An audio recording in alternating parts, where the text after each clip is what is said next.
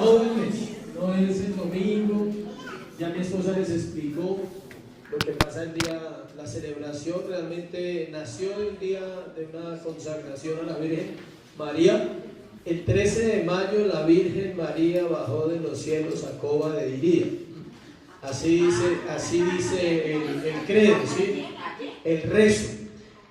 Y tengo un recuerdo de esa situación porque cuando estaba en primaria, hace poquito, ¿no? Cuando estaba en primaria, entonces me sancionaron 3 días porque yo hice una burla de ese cántico. Me sancionaron 3 días en el colegio. No les voy a decir que canté, pero hice una burla que había muy común en la época, que el 13 de mayo la Virgen María bajó, y entonces decíamos otras cosas y me sancionaron en el colegio 3 días por decir eso, porque era un colegio muy católico. Bueno, entonces hay que respetar todas esas situaciones. ¿Listo? Vamos a ir al tema de hoy. Le damos la bienvenida a todos. Gracias por apoyar la obra de Dios, aunque ella trabaja sola, porque usted está aquí porque Dios lo trae. Usted no viene para que Dios venga. Es bueno entender eso, sino venimos porque Dios es el que hace la obra en nuestro corazón para traernos. Entonces vamos a ir al tema de hoy. Vamos a tener 50 minutos de tema, entonces estén muy atentos, porque predicar corto hay que resumir, porque tenemos hoy que darle lugar a las mamás, hay que darle lugar en la iglesia también a las mamás. Marcos capítulo 10, versículo 32 al 34, 3 versículos muy bonitos. Marcos 10, 32, 34. ¿Ya lo tienen? Dice: iban por el camino subiendo a Jerusalén, y Jesús iba adelante, y ellos se asombraron y le seguían con miedo.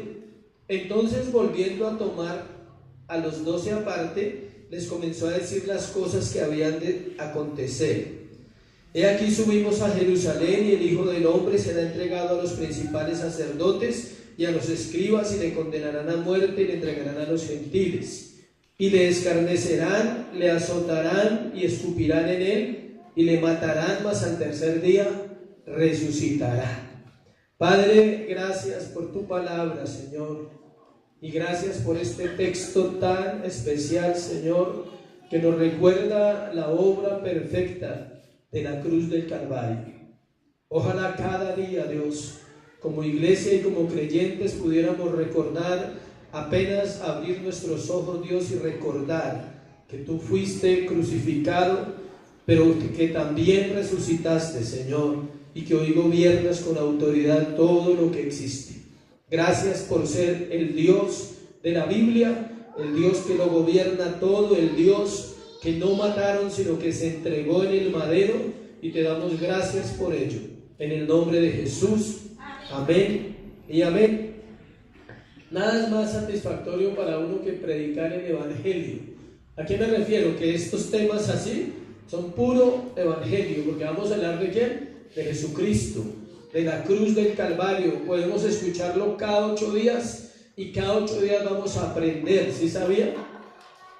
Quiero hacer una introducción. Me acordé de una historia ahorita de las parejas casadas cuando tienen relaciones sexuales. Duran muchos años casados. Dicen, hacen una cuenta que un matrimonio que dura 20 años casados, no se sabe cuántas relaciones sexuales tuvo en 20 años dentro de una vida normal. Pero decían que no en todas las relaciones sexuales concibieron hijos. Imagínense donde todas fueran para hijos. ¿Cómo sería la situación? Entonces, ¿por qué quiero empezar con esa ilustración? Porque así es la predicación. Así es venir a una iglesia. Durante años, hay gente que lleva aquí más de 10 años asistiendo a una iglesia, más. Otros llevan 5, 4, 8, 12, 1. Pero ¿qué pasa? Todas las veces, lo voy a poner el ejemplo, todas las veces que usted viene, no tiene una relación con Dios y no concibe vida. Pero en algún momento de la persistencia de Dios con nosotros, de traernos, Él va a poner vida en su corazón. ¿Sí me expliqué el ejemplo de las relaciones sexuales? No todas engendraron un hijo.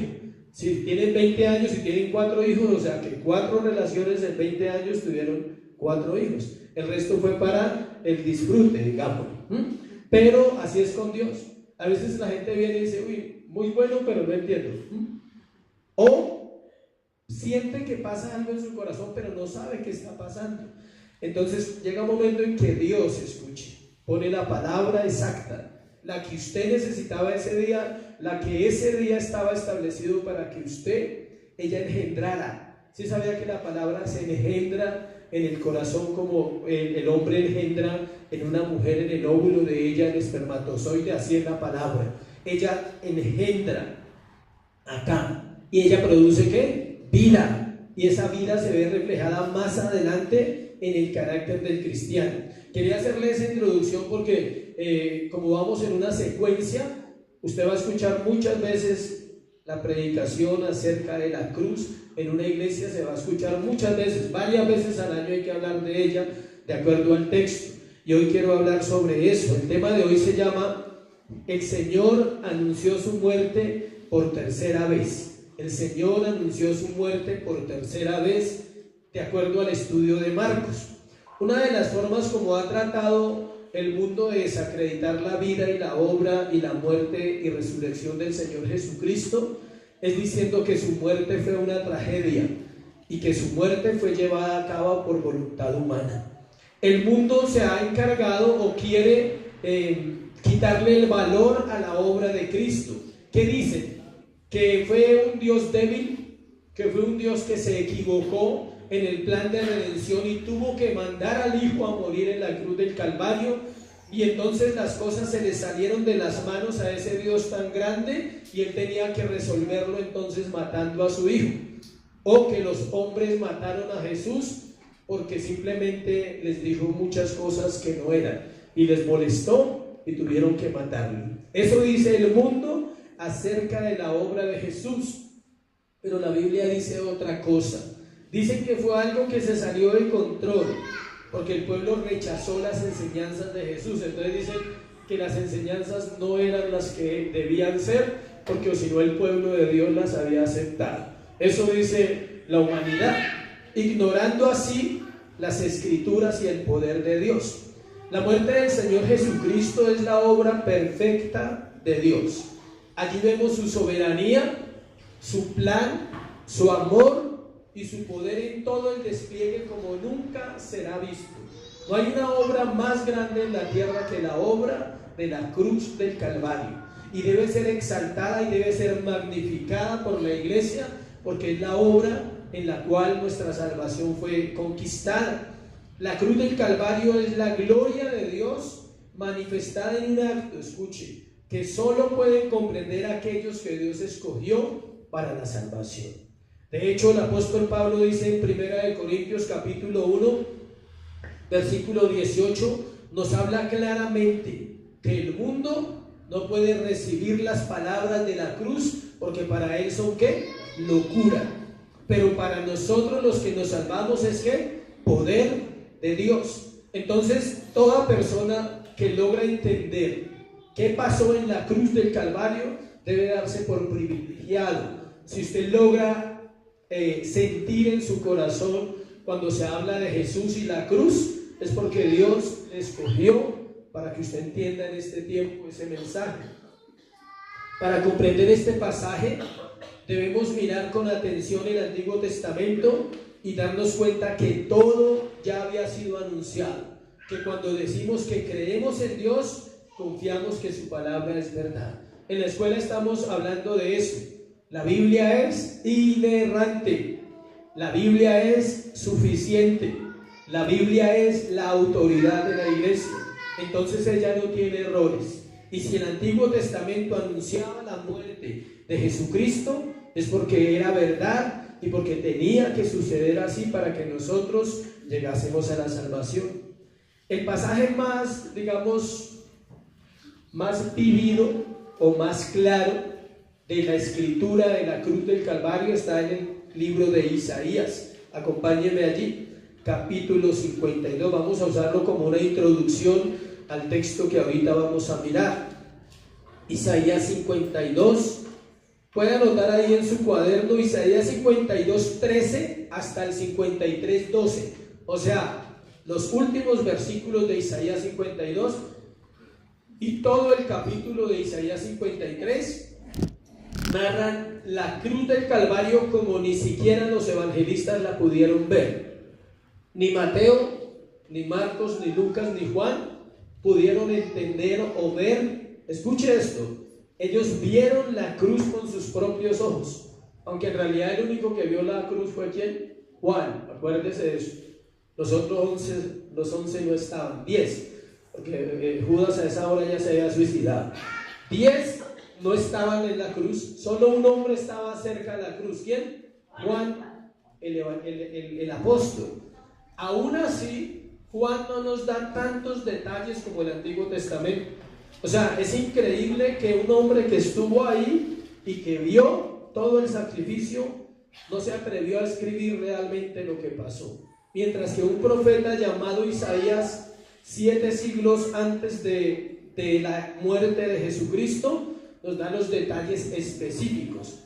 Y el salmista, 1000 años antes, en el Salmo 22, nos da detalles que nunca nadie ha escrito en el Nuevo Testamento. Detalles exactos de la muerte de Jesús en la cruz del Calvario. Este hombre, Isaías, es conocido como el quinto evangelista. Mateo, Marcos, Lucas y Juan e Isaías, el quinto evangelista. ¿Quién ha leído el libro de Isaías completo? Para que sepan y para que se emocionen, les invito a leer ese libro. Tiene 66 libros y se conoce como la Biblia dentro de la Biblia. 39 y 27. 39 capítulos hablan de un tema y 27 capítulos hablan de la gracia.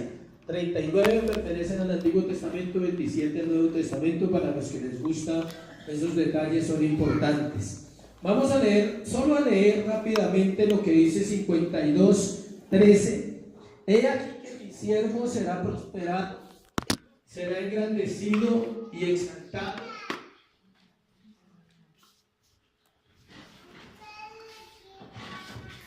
Dice: he aquí que mi siervo será prosperado, será engrandecido y exaltado, y será puesto muy en alto. El profeta dice que Cristo iba a ser prosperado, engrandecido, exaltado, y sería puesto ¿dónde? Altísimo, porque murió y resucitó. Entonces, ¿cómo se asombraron de ti muchos, de tal manera que fue desfigurado de los hombres su parecer, y de su hermosura más que la de los hijos de los hombres? El profeta dice que todos se asombraron de él porque fue desfigurado. ¿Ustedes sí sabían cómo quedó el rostro de Jesús según los estudios médicos? Su cabeza quedó del doble de su tamaño, para que usted entienda un poquito qué es la cruz del Calvario. No es el muñequito allá colgado con el pañal y las 3 gotas de sangre. No, eso es mentira. Por eso no hay imagen. Dice: así asombrará él a muchas naciones. Los reyes cerrarán ante él la boca, porque verán lo que nunca les fue contado y entenderán lo que jamás habían oído. Todo esto tiene dos connotaciones o dos formas de verlo.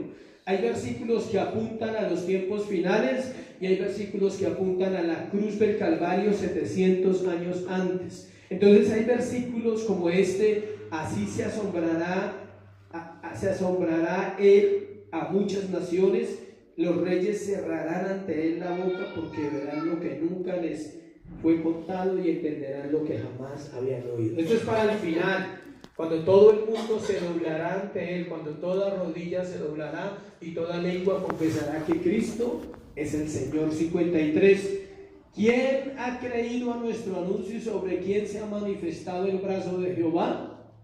Es una pregunta. ¿Quién cree que Cristo murió en la cruz del Calvario? Dice: ¿quién cree en el anuncio que el profeta está diciendo? Él está diciendo que el mundo se asombraría de ver lo que iba a suceder.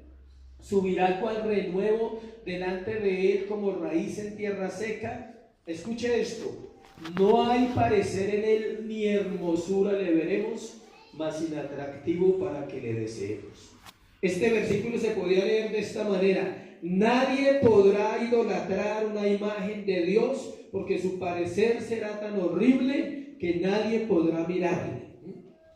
Por eso quedó desfigurado en la cruz del Calvario.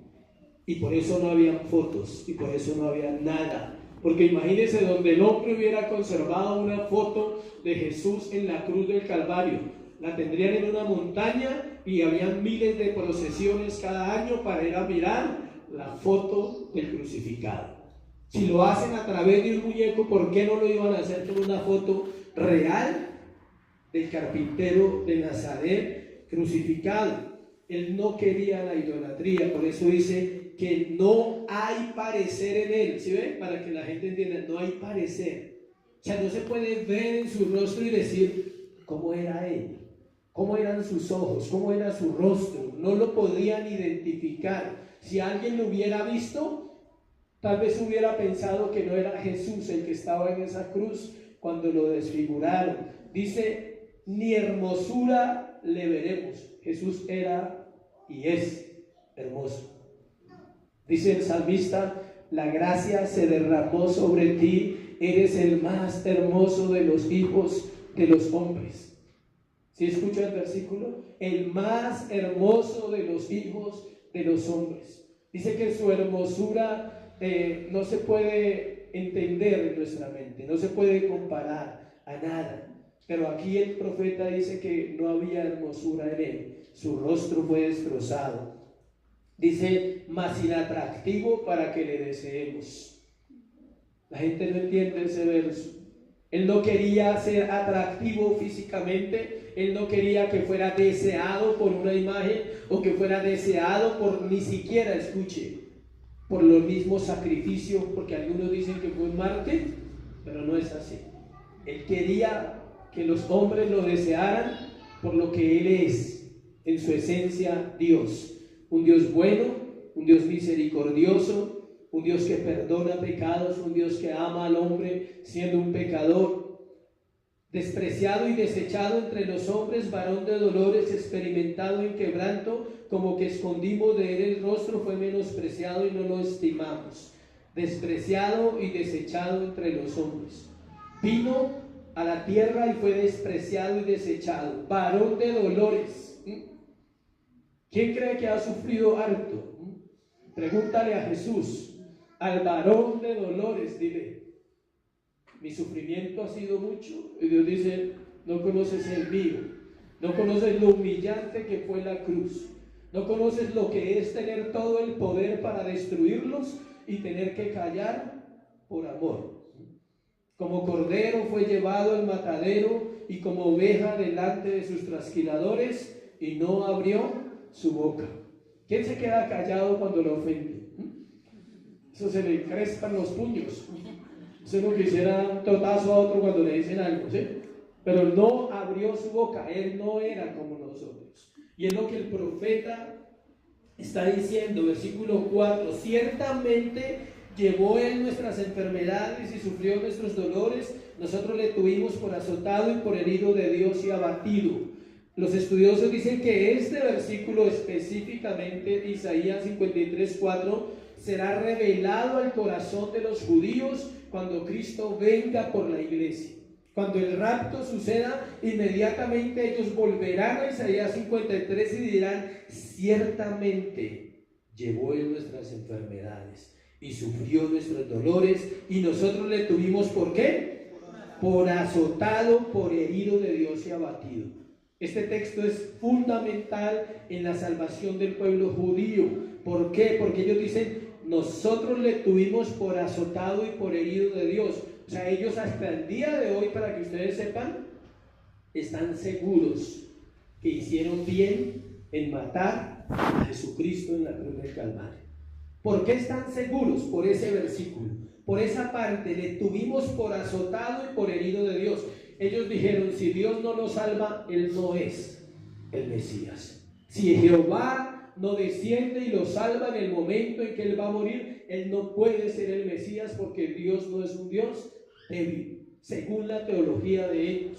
Pero estaban equivocados y ellos van a reconocer ciertamente, era verdad que Él era el Mesías. Versículo 5, mas el herido fue por nuestras rebeliones, molido por nuestros pecados, el castigo de nuestra paz fue sobre él y por su llaga fuimos nosotros curados. El castigo de nuestra paz. ¿Qué hace que un creyente pierda la paz? Solo hay una cosa. ¿Qué hace que el creyente pierda la paz? El pecado, no más. Escuchen, no son los problemas, porque los problemas los tenemos ¿quiénes? Todos. No es la situación financiera, no es una situación familiar.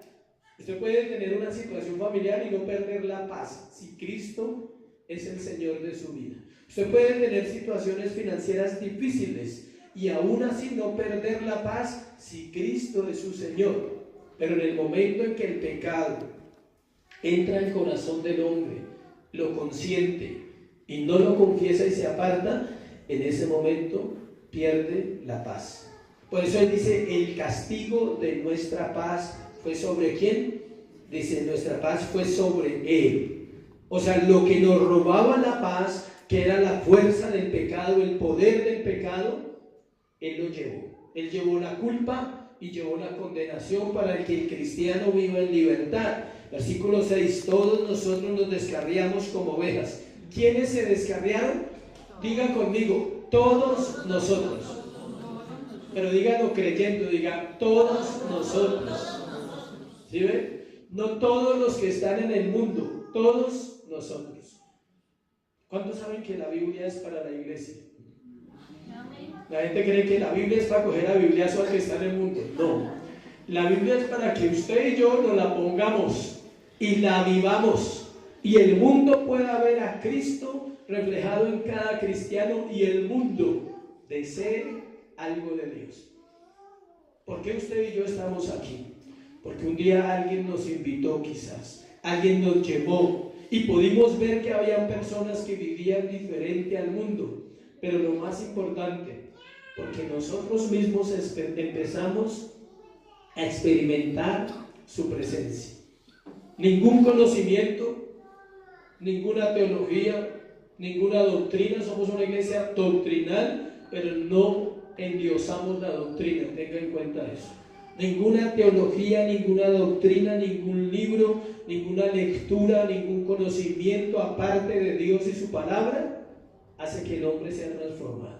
Solo Dios y su palabra son exaltados en el corazón de un creyente y él aprende a vivir en plenitud en medio de un mundo lleno de maldad. Amén. Versículo 7, angustiado él y afligido no abrió su boca, como cordero fue llevado al matadero y como oveja delante de sus trasquiladores enmudeció y no abrió su boca. ¿Queda claro ahí lo que sucedió? Angustiado él. ¿Dónde se angustió? Getsemaní. Todo esto está en los 4 evangelios. Todo esto que estoy leyendo, por eso tengo que leerlo para ahorita entrar allá. Angustiado él. ¿Qué dice la Biblia? ¿Dónde se angustió? En el Getsemaní. Sus gotas eran como sudor. ¿Cómo qué? Como gotas. Su sudor eran como gotas de ¿qué? Sangre. Note la palabra como. No era sangre. Siempre la palabra como cambia todo el proceso gramatical de una frase.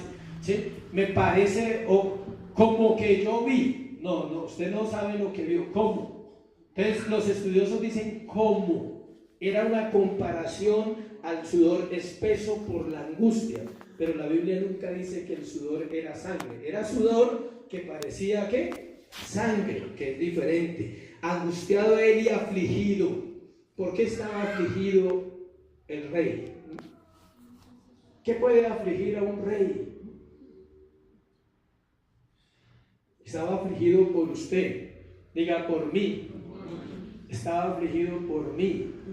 Porque sabía que el pecado me iba a abordar en el momento en que naciera. Y sabía que durante mi vida iba a luchar, iba a batallar con el pecado muchas veces. Y él estaba afligido y estaba angustiado, dice, y no abrió su boca. No es como el que se angustia y dice, es que no entiende que estoy angustiado. O sea, ¿sí? No sé si a alguno le ha pasado eso. Es que usted no entiende mi situación y empieza a hablar duro y a hablar feo. ¿Sí? Es que tengo problemas. Jesús no habló así. Él no se puso a alegar con todo el mundo. No entienden que me van a matar. Ustedes no están entendiendo eso. Imagínense alegando Jesús con los discípulos. Me van a matar, en un mes me van a matar. Estamos en Marcos 10. Y tenía derecho a ponerse bravo. No abrió su boca, solo la abría para edificar. Amén. Abra su boca para edificar, no para pelear, ni para alegar, ni para quejarse. Dice, no abrió su boca, como cordero fue llevado al matadero, como oveja delante de sus trasquiladores, enmudeció y no abrió su boca. ¿Alguien ha visto trasquilar o esquilar las ovejas? ¿Cierto? ¿Cómo las cogen?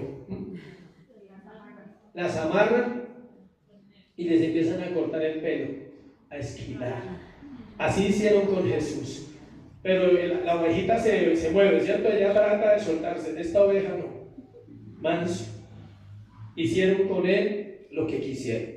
Por cárcel y por juicio fue quitado. Y su generación, ¿quién la contará? ¿Alguien decía, Jesús estuvo en la cárcel? Sí. 24 horas detenido. Una noche estuvo en la cárcel. Cuando lo apresaron el jueves por la noche, hasta el viernes por la mañana estuvo en la cárcel. Por cárcel y por juicio fue quitado. Y su generación, ¿quién la contará? Porque fue cortado de la tierra de los vivientes y por la rebelión de mi pueblo fue herido. Esa es la muerte perfecta. Se dispuso con los limpios, con los impíos, su sepultura, mas con los ricos fue en su muerte. Ahí describe a los dos ladrones, se dispuso con los impíos su sepultura, murió con dos ladrones impíos al lado, dice, y ¿qué dice ahí? Mas con los ricos fue en su muerte. José de Arimatea y Nicodemo eran ricos y pagaron para sacarlo del sepulcro, le dieron el sepulcro y fue el sepulcro que nunca había sido usado. Todo eso lo encuentra usted en la Biblia, le invito a que la lea, ¿ven? Le invito a que lean la Biblia. Se dispuso con los impíos, dice 10, con todo eso Jehová quiso ¿qué? Quebrantarlo. ¿Quién lo quebrantó? Dios. No el imperio romano, no los sacerdotes judíos, no Pilato, no Herodes, nadie lo sujetó a él. ¿Quién lo quebrantó? Dios. Yo compartí un tema de esos en un seminario que hacemos cuando salimos de la ciudad. ¿Quién mató a Dios? Dios. Es sencillo, o sea, no se necesita 3 días de ayuno para entenderlo, escuche. ¿Por qué? Porque solo un Dios puede matar ¿a quién? A un Dios. Los hombres no pueden matar a un Dios, jamás. Dios Padre podía quitarle la vida a Cristo. Y Él dice, yo tomo mi vida y la pongo y la vuelvo a tomar. Y yo soy el que da vida y la vida de Cristo permanece para siempre. Solo Biblia estamos citando. Todo está, cada palabra que le estoy diciendo es de la escritura del Nuevo Testamento. Escuche lo que dice ahí, versículo 11. Dice el 10, con todo Jehová quiso quebrantarlo, sujetándole ¿a qué? A padecimientos, o sea, a la cruz. Cuando haya puesto su vida en expiación por el pecado, verá linaje, vivirá por largos días, y la voluntad de Jehová será en su mano prosperada. ¿Cuál es el linaje de Cristo? La iglesia. Y su pueblo, obvio, Israel, que viene más adelante también a reconciliarse con él. Verá el fruto de la aflicción de su alma y quedará satisfecho. Por su conocimiento justificará a mi siervo justo a muchos y llevará las iniquidades de ellos. Verá el fruto de la aflicción de su alma. Este es el fruto. Esto que vemos hoy en cada iglesia donde se predica el Evangelio, ese es el fruto de la aflicción del alma ¿de quién? De Jesús. 12. Por tanto yo le daré parte con los grandes y con los fuertes repartirá despojos, por cuanto derramó su vida hasta la muerte. Y fue contado ¿con quién? Con los pecadores, habiendo él llevado el pecado de muchos y orado por los transgresores. Juan 17, la oración de Cristo. Ahí oró por usted y oró por mí. Oró por los 12 y oró por nosotros. Ahí oró por los discípulos de él y oró diciendo, Padre, que ellos crean y que los que van a creer en la palabra de ellos también sean ¿qué? Salvos. Eso es lo que quiso decir. ¿Quedó un poquito más claro, Isaías, ese pasaje? Podría hacer unas predicaciones de ahí porque es muy rico predicar de ahí, pero volvamos ahora hacia el texto. Marcos, capítulo 10, versículo. Vamos a ver 2 puntos nomás. ¿Listo? Para mí era más importante la introducción que el mensaje, porque tiene que ver exclusivamente con el texto, con la palabra que está ahí. Cuando usted lee la palabra, la expone, ella obra en el corazón de ustedes y en el mío. Amén. Primero, el Señor caminaba hacia su muerte. Primer punto del mensaje. El Señor caminaba hacia ¿dónde? Hacia su muerte. Iban por el camino subiendo a Jerusalén. Iban por el camino subiendo a Jerusalén. Cada vez nos acercamos más al sacrificio de la cruz en el libro de Marcos. Está cerca la Pascua, aproximadamente marzo. Si ven, estábamos en diciembre hace unos sermones y ya pasamos ¿a dónde? A marzo. La Pascua era en abril. Estamos cerca de menos de 30 días para llegar a la cruz del Calvario con Jesús, siguiendo el relato de Marcos. Y él camina, dice. Iban por el camino subiendo a Jerusalén. No iba solo con los discípulos. Recordemos que iban muchas personas a las fiestas de Jerusalén. Subían los judíos de todos los alrededores para llevar ofrendas, para llevar adoración, para santificar su vida. Durante un año no venían a Jerusalén y venían cada año a ofrecer ¿qué? Sacrificios y agradecimiento al Dios verdadero. Podríamos quedarnos en ese texto hablando de Jesús, su corazón, o sea, su actitud. ¿Qué estaba haciendo él? Iba por el camino subiendo a Jerusalén. Subir a Jerusalén no era algo físico, ¿entienden? Para ellos no era algo como usted ir a Monserrate o ir al Cerro de Cristo Rey, a donde usted quiera ir. O sea, no era subir solamente con el cuerpo, era subir ¿con qué? Con el corazón. Ellos subían allá a eso y él iba con solo una intención: morir. Yo pregunto, ¿quién vive su intención todos los días pensando en qué? Morir. ¿Sí sabían que un creyente tiene que pensar en la muerte constantemente? No para desearla ni para decir, ay, me voy a morir mañana y no he hecho nada. O sea, no es para eso. Es porque estamos a esto, miren.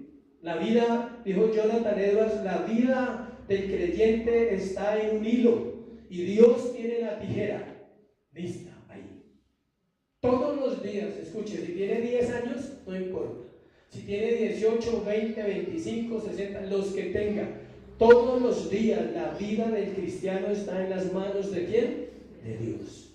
Y el cristiano es la persona que debería vivir más, escuche, pensando en la hora de morir, sin miedo, anhelando el día de encontrarse con su Señor, pero para eso necesita ser cristiano, verdadero en su corazón, que ya no teme el mundo, ya no le da miedo y no lo aferra nada a esta tierra. Salomón decía, ¿a quién tengo yo en los cielos sino a ti? Y en la tierra a nadie deseo tanto como a ti.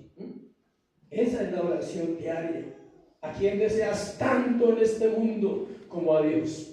Si deseas algo más que a Dios, eso es lo que hay que ordenar todos los días en nuestro corazón. Jesús subía para morir. Pregunta, ¿anhelaba la muerte? Quizás sí. En el caso de él sí, porque él sabía lo que representaba morir por la humanidad. Él decía, ya, Padre, si es posible, pasa de mí esta hora, pero no se haga ¿qué? Mi voluntad, sino hágase la tuya. Él decía, Señor, pronto, le decía a su Padre, pronto.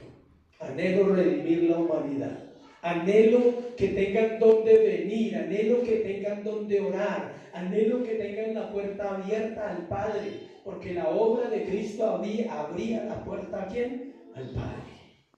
Yo me meto en el corazón allá de la escena y puedo escuchar su corazón amante de nosotros, de la iglesia, y decir, anhelo ese momento en que los cielos se abrirán en que el velo se rasgará, en que todo ser humano podrá venir a Dios y hallar oportuno socorro para su alma, y podrá venir y hallar descanso. Mateo 11:28. Venid a mí todos los que estáis trabajados y cargados, y yo os haré descansar. Por eso le digo que puedo quedarme hablándole horas del versículo sin tener un texto escrito, porque es el corazón de Jesús. Iba por el camino subiendo a Jerusalén, y miren la frase más poderosa: y Jesús iba delante. Ese es nuestro Dios. Ese es el que debemos adorar, su valor, su grandeza, su poder. Él va delante, no tiene miedo. ¿Y quiénes sí tienen miedo? Los discípulos. El mismo Dios subía a Jerusalén y la ofrenda que llevaba era su propia vida. Era Él la ofrenda.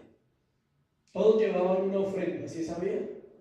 Una vaca, un buey, pues no era vaca, era un buey, una paloma, harina, dinero, o sea, todos llevaban ofrenda. Por eso era que los sacerdotes se enriquecían en todos esos negocios. Pero él no llevaba ni un buey, y no llevaba una paloma, y no llevaba harina. Él es y Él era el Cordero. Amén. Él era el Cordero. Él era el que iba a ser sacrificado por nosotros. Versículo 32, parte B. Entonces dice, y ellos se asombraron. ¿Por qué se asombraron? Les pregunta, ¿de qué se asombraron?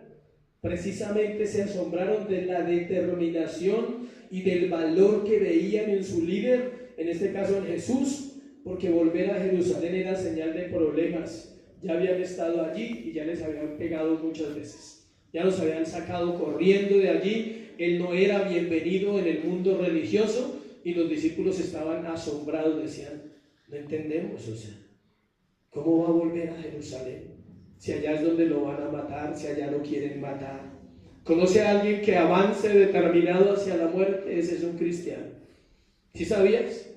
Cada día no es un día más, como decimos nosotros comúnmente.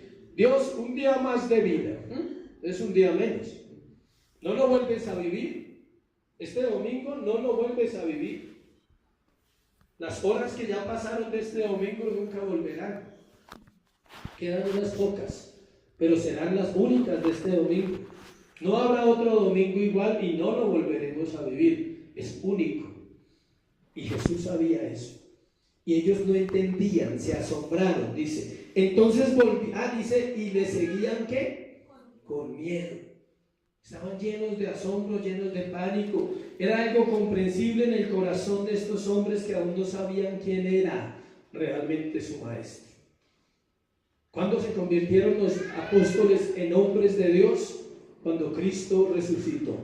Antes eran seguidores de Jesús en un proceso de formación.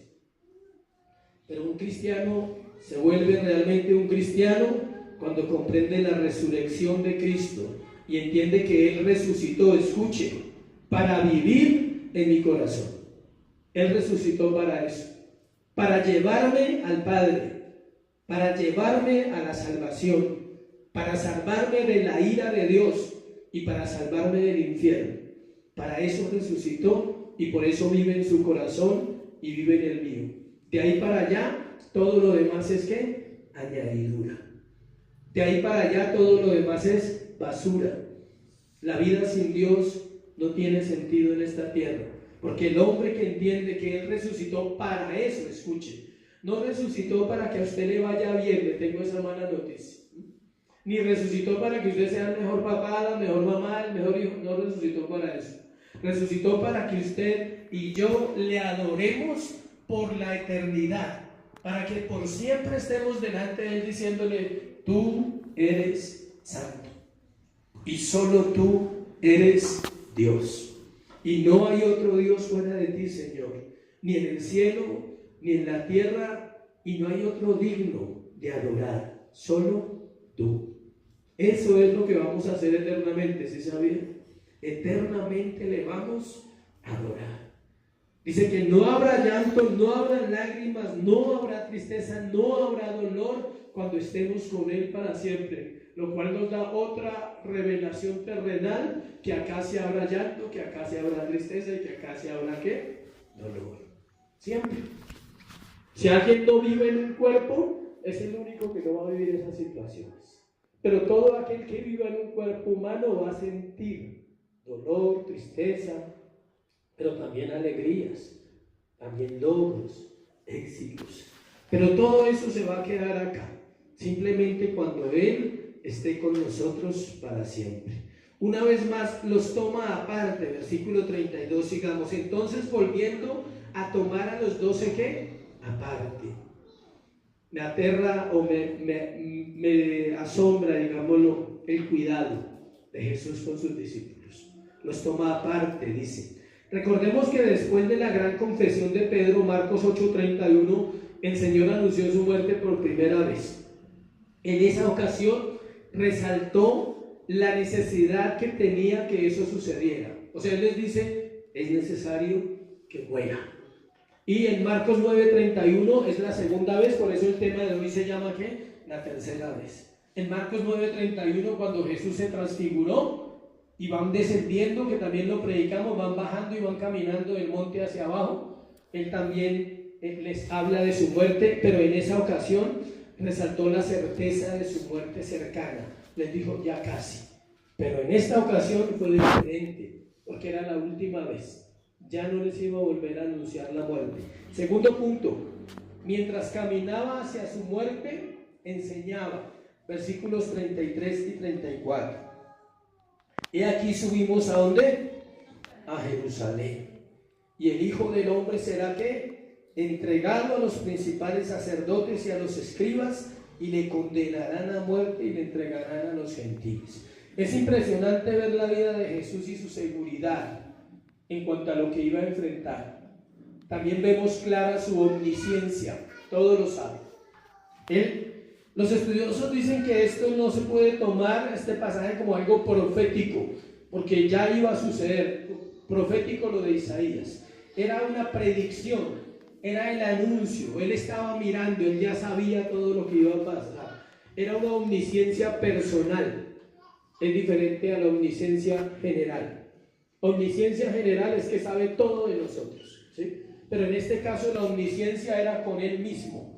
Era Él, el saber todo lo que iba a vivir, y lo discrimina, lo ha detallado. Ahorita vamos a ver los detalles de esos dos versículos. 7 aspectos detallados, rápido, una listica, donde vamos a mirar cada cosa que Él vivió, que fue lo que yo les leí en Isaías 53. En estos dos versículos el Señor les dice todo lo que va a suceder. Y antes de mirarlo en detalle, miremos el Salmo 22. Que es conocido como uno de los salmos mesiánicos, el Salmo 22. Isaías 53 y el Salmo 22 son los dos pasajes más claros de la cruz del Calvario. Si alguien los quiere leer en la casa, mirar detalladamente, son específicos. Salmo 22:1. Dios mío, ¿por qué me has desamparado?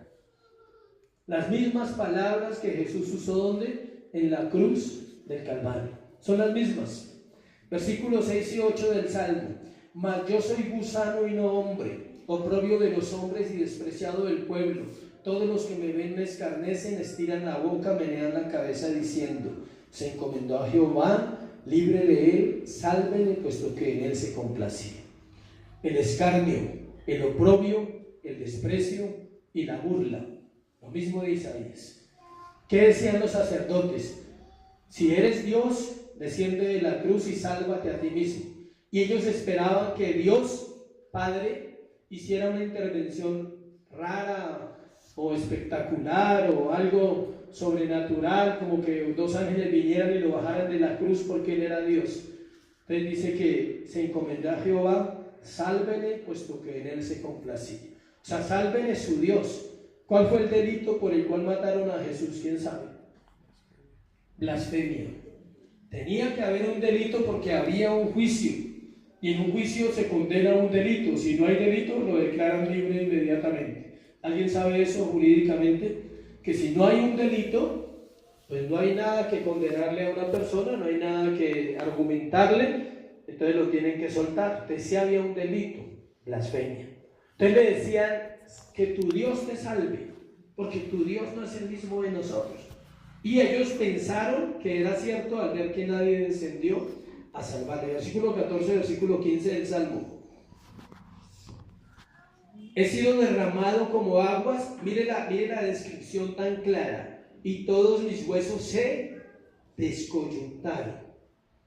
Del maltrato, de los golpes, de los azotes, de las patadas, de los puños, de todo eso, sus huesos se rompieron, se descoyuntaron del lugar donde estaba. Dice, mi corazón fue como cera. ¿Se acuerdan que le metieron la lanza? Dice, y que su corazón estalló. ¿Cómo es la cera? Blandita, con el calor la derrite. ¿A qué se refería?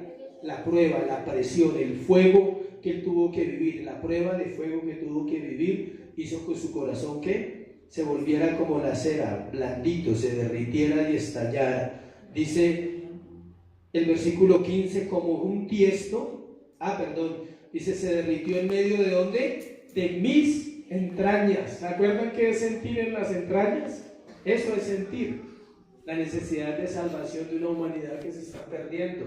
Y son hombres y mujeres que se levantan a orar y a clamar porque Dios traiga salvación a una humanidad que está en tinieblas, pero lo hacen desde acá. Él sentía ¿dónde? En sus entrañas, no dice que acá, y no que un pellizquito y le dolió, o sea, no, era interno, era un dolor profundo por la salvación de la humanidad. Versículo 16, porque perros me han rodeado, me ha cercado cuadrilla de malignos, horadaron mis manos y mis pies, los clavos de las manos, los clavos de las pies. No hay duda ahí. Dice, contar puedo todos mis huesos, entre tanto ellos me miran y me observan. Repartieron entre sí mis vestidos y sobre mi ropa echaron suertes. Es increíble los detalles. Está inclusive el repartir las vestiduras de Jesús. Lo jugaron al dado y el número mayor gana. Y el que ganaba se quedaba con las prendas, porque eran unas prendas más o menos caras, que él era un maestro, un rabino, y usaba buena ropa. ¿Sí sabía? Entonces la gente no es un evangelio de pobreza. Nosotros tampoco compartimos el evangelio de pobreza, pero no predicamos el evangelio de la prosperidad tampoco. Predicamos el evangelio ¿de quién? De Jesucristo, que es vida eterna. Volvamos al pasaje de Marcos para concluir. Capítulo 10, versículo 33. Vamos a hacer un paralelo, a mirar una diapositiva, por favor. El Hijo del Hombre será, encontramos 7 cosas, yo se las voy a leer y las van a ir poniendo ahí, y ahorita las explico. O sea, en esos 2 versículos, 33 y 34, hay 7 cosas que se cumplen en el mismo libro de Marcos. O sea, que el cumplimiento usted lo encuentra más adelantico. Primera, el Hijo del Hombre será traicionado y entregado en manos de los principales sacerdotes y escribas. Ahí lo dice. He aquí subimos a Jerusalén y el Hijo del Hombre será ¿qué? Entregado. ¿Dónde se cumple? Para que usted lo lea, no lo voy a leer. Marcos 14, 53 y Marcos 10, 33. Ahí está en la Marcos 14, 53 y 10, 33. Segundo, le condenarán a muerte. ¿Dónde se cumple? Ahí está en la pantalla. Dice, y le condenarán a muerte. ¿Sí? O sea, son 7 cosas. La entrega, la condena. Tercero, le entregarán a los gentiles. ¿Qué quiere decir eso? Si usted lee Marcos 15:1, habla cuando fue entregado a Pilato, y Pilato representaba ¿a quién? Los gentiles. O sea, no solamente fue entregado a los judíos, a los romanos, sino también ¿a quién? A los gentiles, como dice el versículo, dice, y le entregarán a los gentiles. Cuarto, se burlarán de él y le escupirán. El cumplimiento de esa parte está en Marcos 15:16, Marcos 14:65. Hay varias citas. 15:29, del 29 al 32 y 10:34. Y aquí lo dice: se burlarán y le escupirán, dice, le escarnecerán, le azotarán, escupirán en él, dice. Quinto, le azotarán, también dice ahí, le azotarán. Sexto, ¿qué? Le matarán. Y séptimo, al tercer día resucitará. Es increíble encontrar en 2 versículos un proceso de 7 cosas que él vive en la cruz del Calvario. ¿Listo? Si necesitan las diapositivas, se las puedo mandar esa imagen, a los que quieran se la mando. Bueno, al grupo que tenemos ahí de la escuela les mando para que lo compartan con otros que no están en el grupo, que están en la iglesia, también se les puede mandar. Amén. Porque por el tiempo no es quedarnos ahí. Entonces vamos a hablar un poquito de eso. Escuchen, el presente pasaje contiene la tercera predicción de la muerte de Cristo. Es más detallada que las otras 2. En la primera, él no dio detalles. En la segunda tampoco. En esta sí da todos los detalles. Lo que él iba a vivir allí. Juan 13:1 dice, encontramos que el Señor nos amó hasta el fin. Dice que él amó los suyos hasta el fin y se entregó a sí mismo por ellos. Todo esto que vivió él en la cruz no era otra cosa que amor. Vamos a verlo aquí. El Hijo del Hombre será entregado a los principales sacerdotes y los escribas. ¿Quiénes eran ellos? Ya hemos hablado mucho en las predicaciones. No nos deben de querer mucho los escribas y los sacerdotes porque siempre hablamos mal de ellos, ¿sí? Pero pues así eran. Ellos eran los que estaban haciendo el proceso para matar a Jesús. Pero lo de nosotros no es centrarnos en la historia que fueron ellos, sino es volver al profeta Isaías. Es recordar el sacrificio de Jesús. Fue por ti, fue por mí.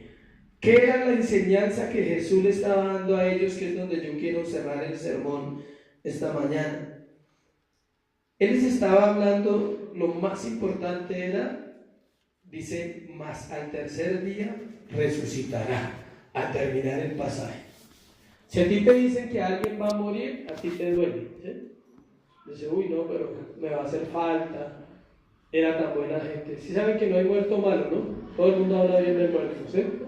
Cuando se va a un velorio, todo el mundo dice, uy, buena gente esa persona, ¿sí? Pero en vida nadie le hablaba, pero allá todo el mundo era buena gente, tan chévere, qué pesar, va a hacer falta. Pero cuando estaba vivo no hacía falta para nada, ¿sí? Y no estaba en las invitaciones y no estaba en nada. Entonces se llama falsedad, ¿sí? El hombre es así, el ser humano es así. En este caso, si a ti te dicen que alguien va a morir, pero pegado te dan otra noticia y dicen, pero al tercer día va a resucitar, ¿qué diría usted? Yo le doy mi respuesta, yo le diría que se muera, ¿ya? Claro, de una, o sea, ¿sí? ¿Qué otra respuesta puedo dar? No es que fulano se va a morir, pero dicen que al tercer día resucita, entonces que se muera, pues en 3 días nos vemos y ya. ¿Sí ven cómo cambia la perspectiva de una noticia, saber otra noticia que va a suceder?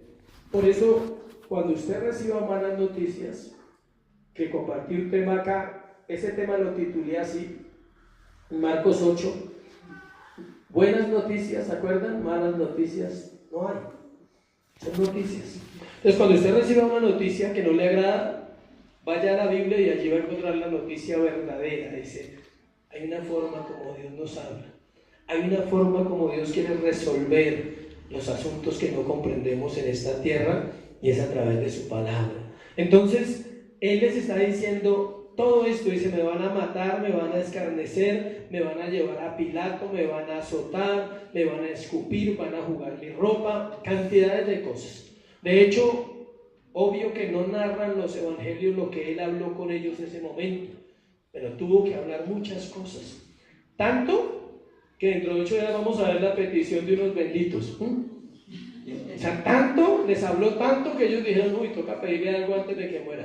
Sí, porque dentro de 8 días vamos a hablar de la petición de Juan y Santiago. Fue tanto lo que hablaron que dijeron, uy, pero este se muere en 3 días, aprovechemos. ¿Cuántos conocen oportunistas así? Fulano se va a morir, pidámosle algo. Ya le quedan poquitos días, por lo como está de malito y malita, ya le queda poco, aseguremos algo. El pensamiento humano es ese. Y uno dice, pero eran los apóstoles, Pero eran los discípulos de Jesús, sí, pero nosotros a veces todavía pensamos con interés. Todavía nos cuesta hacer las cosas por verdadero ¿qué? Amor. La noticia final: Él iba a resucitar. Todo esto no era solo una información, no era solo una información, era algo pedagógico, era la preparación del corazón de sus discípulos para que luego de su muerte y cuando Él resucitara 3 días después, su fe fuera establecida y madura. La buena noticia es que Él resucitó, escuche, y hoy nosotros gozamos de su presencia, de su verdad, de su palabra. Él dejó todo establecido para que le sigamos y aún para estar con nosotros para siempre. Sus palabras finales antes de ascender fueron las siguientes, están en Mateo capítulo 18, del versículo 18 al 20, y vamos a orar después de leer ese texto. Estas son sus palabras finales, antes de, no antes de morir, antes de ascender al cielo, o sea, después de que fue resucitado, 50 días después del Pentecostés. Él dice estas palabras: Jesús se acercó y les habló diciendo, esto es para la iglesia, no era para los 12 discípulos. ¿Es para quién? Para la iglesia. Toda potestad me es dada en el cielo y en la tierra. Por tanto, id y haced discípulos a todas las naciones, bautizándolos en el nombre del Padre, del Hijo y del Espíritu Santo, enseñándoles que guarden todas las cosas que os he mandado. He aquí yo estoy con vosotros todos los días. ¿Hasta cuándo? Hasta el fin del mundo. Amén, dice ahí. ¿Qué significa amén? Así se haga, así suceda, así sea. Y de hecho la Biblia narra pocas veces esa palabra, ¿sí sabían? No se encuentra mucho en la palabra amén. Cuando usted le dice amén a otro, piense, porque uno se vuelve como si usted va a una cárcel, escucha palabras de la cárcel. Si va a una olla, escucha palabras de una olla, ¿sí? Si va a una cantina, escucha palabras de una cantina. Tristemente la iglesia también cae en palabras de una iglesia, muletillas. Gloria a Dios, le bendiga hermano, Dios le bendiga hermano, gloria a Dios. Y gloria a Dios es vivir como Él dice que debemos vivir. Eso es darle gloria a Dios, no acá. Dele gloria acá. Y no le diga amén a todos, porque hay cosas que no hay que decirles amén. Dígale amén a lo que es la escritura, la palabra de Dios, que nos dice que digamos ¿qué? Amén, cuando ella es proclamada. Porque es que algo que hay que batallar dentro de la iglesia es con la religiosidad. Que la gente no se vuelva un rito y un sermón y unas canciones, sino que la gente se vuelva realmente ¿a quién? A Cristo. Amén. Ponte sobre tus pies y vamos a orar. Dale gracias a Dios por esta palabra. Padre, hoy te damos gracias por tu palabra, Señor. Gracias por el privilegio, Dios, de venir este domingo aquí. No a este lugar, porque no es el lugar, Señor. Y no a esta iglesia, porque aún la iglesia está en segundo plano, Dios. Es venir a ti. Es venir a la verdad que está escrita, Señor. Es venir a escuchar la voz de tu palabra en los profetas, Señor, como Isaías. Escuchar lo que dijo el hombre que escribió Marcos, Dios, con un corazón, escuchando la historia de lo que pasó en la cruz.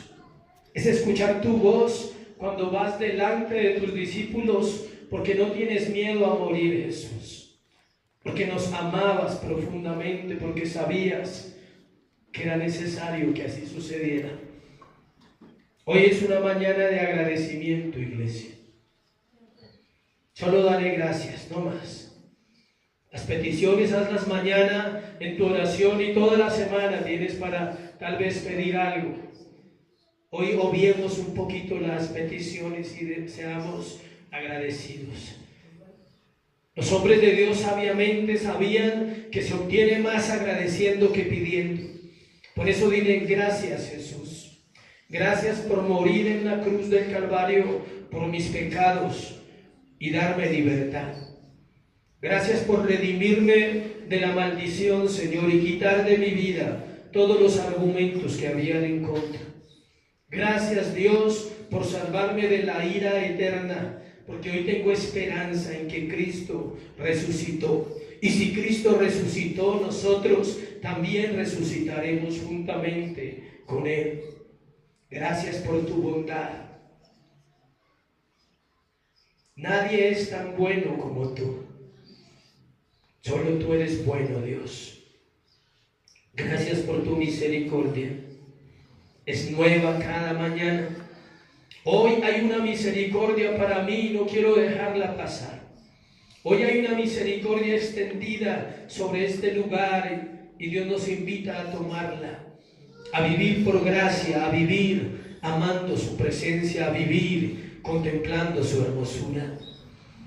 Cuando le das gracias, tu corazón se puede ensanchar, tu corazón puede realmente decir palabras verdaderas de adoración y decirle que Él es todo para tu vida, que no hay otro Dios como Él.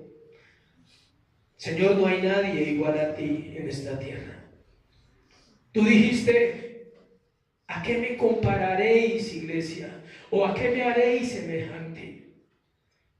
No cabe en el hombre, Dios, no cabe en alguien racional compararte con algo diferente, porque no hay comparación. Tu gloria es incomparable, tu perdón inigualable, Dios, tu amor no tiene límites, tu amor llega hasta los confines de la tierra, Dios, tu misericordia llena los cielos y tu misericordia es eterna.